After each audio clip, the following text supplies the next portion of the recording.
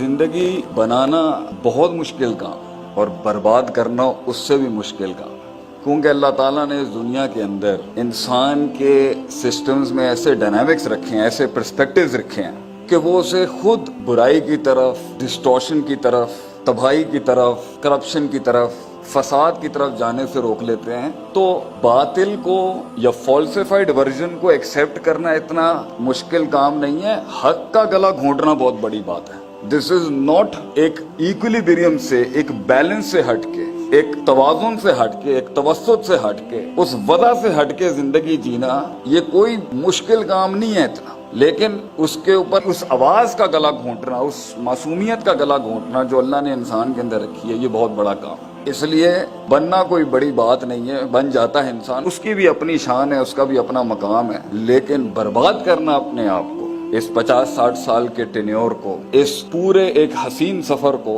इसको बर्बाद करना बहुत मुश्किल काम है। और बड़ा दुख होता है सिर्फ इस आउटलुक के साथ कि एक इंसान ने अपनी जिंदगी बर्बाद कर दी। बर्बाद इन अ सेंस ये नहीं कि उसने गलत रास्ते अपने, ये भी बर्बादी है कि वो कुछ बना नहीं सका जिंदगी।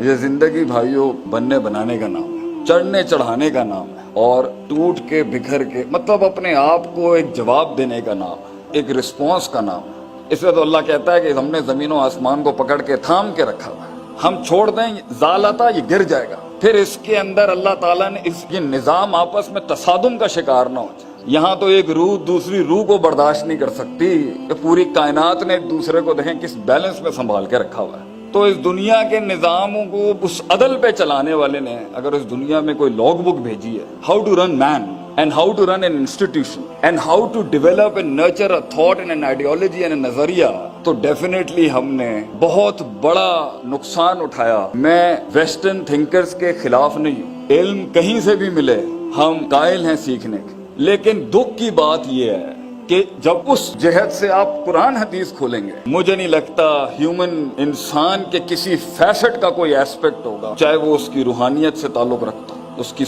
इमोशनल कोशेंट से ताल्लुक रखता हो, उसके इंटेलेक्चुअल कोशेंट से ताल्लुक रखता हो, उसकी जो है वो परसेप्शनल एलिमेंट से ताल्लुक रखता हो, उसका फिजियोलॉजिकल जिस्मानी एलिमेंट से ताल्लुक रखता हो, उसका इंफरादी एलिमेंट से ताल्लुक रखता हो, या उसका इज्तिमाई कलेक्टिव एलिमेंट से ताल्लुक रखता हो। कोई ऐसा पर्सपेक्टिव नहीं है जिसकी ना कुलियात और जुजियात पे अल्लाह ने कहीं कॉम्प्रोमाइज कर दिया। तो जब हमने इसको इस जहद से देखना शुरू किया तो हमने देखा सुभान अल्लाह यार क्या बात है। इसलिए माइकल हार्ट ने ईसा अलैहिस्सलाम को फर्स्ट पोजीशन नहीं दी टॉप 100 मोस्ट सक्सेसफुल मैन के अंदर, नबी सल्लल्लाहु अलैहि वसल्लम को दी। तो सक्सेस का क्राइटेरिया फिजियोलॉजिकल और एब्स्ट्रैक्ट मानवी हिस्ट्री दोनों पर्सपेक्टिव से कितना सक्सेस है, उसमें नबी सल्लल्लाहु अलैहि वसल्लम का कोई कंपैरेबल नहीं है दुनिया के अंदर। जो 23 सालों में आप सल्लल्लाहु अलैहि वसल्लम ने as a person, as a human being achieve किया है, जिन चैलेंजेस का आपने सामना फेस किया और इतनी बड़ी एक ऑर्गेनाइजेशन खड़ी की कि आज 1423 सालों से उसकी लेगेसी कंटिन्यूड है। अगरचे वो टूटी फूटी हो चुकी है कंपनी जिसका नाम उम्मत है, अगरचे वो बढ़ चुकी है, अगरचे उसका ब्रांड काफी हद तक बर्बाद हो चुका हुआ होगा, उसकी ब्रांड मैनेजमेंट हो, ब्रांड टारगेटिंग हो, ब्रांड पोजिशनिंग हो, उसकी मार्केटिंग हो, उसकी सेल्स हो, उसका कॉन्फ्लिक्ट रेजोल्यूशन हो, अगर हम इस टर्म्स के अंदर अपनी पूरी हिस्ट्री को देखें परफॉर्मेंसेस की, तो आप सोचिए रसूलुल्लाह सल्लल्लाहु अलैहि वसल्लम की जिंदगी एक ताज है कि मिराज है स्टडी करने की, कि कैसे एक शख्स आज के दौर में भी देखें,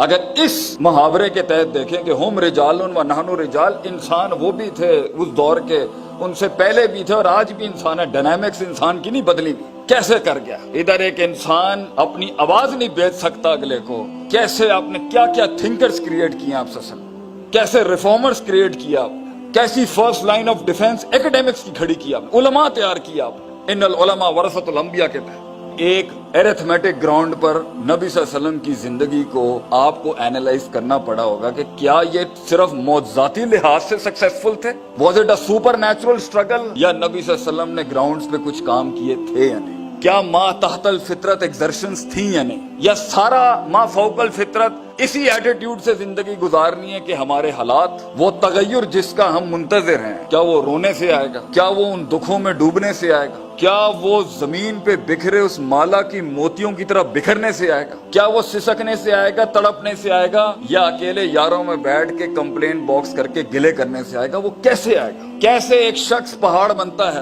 کیسے ایک کلی پھول بنتی ہے، کیسے ایک قطرہ ایک سمندر بن جاتا ہے، ایک عام سا شخص لوگوں میں گھومنے والا ایک آواز بن جاتا ہے، ایک احساس بن جاتا ہے۔